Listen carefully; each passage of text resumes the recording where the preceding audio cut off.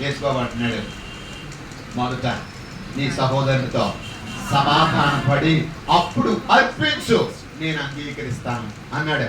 కాబట్టి మన సహోదరులతో సమాధాన పడకుండా, మన ఇంటి వారితో సమాధాన పడకుండా, మన యొక్క కుటుంబంతో సమాధాన పడకుండా, మన సంఘముతో సమాధాన పడకుండా మనము అర్పిస్తే, ప్రార్థన చేస్తే ఆ ప్రార్థన దేవుడు అంగీకరించడు. అందుచేత మన హృదయాన్ని సమాధాన పరుచుకోవాలి. అందుకే దేవుని వాక్యం సెలవిస్తా ఉంది, సమాధాన పరుచువారు ధన్యులు, వారు దేవుని కుమారులు అనబడుదురు.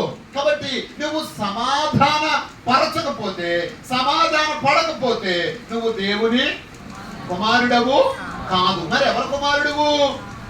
అది కాబట్టి నువ్వు సాతాను పిల్లగా కనుక ఉండమాకు, సాతాను కుమారుడిగా ఉండమాకు.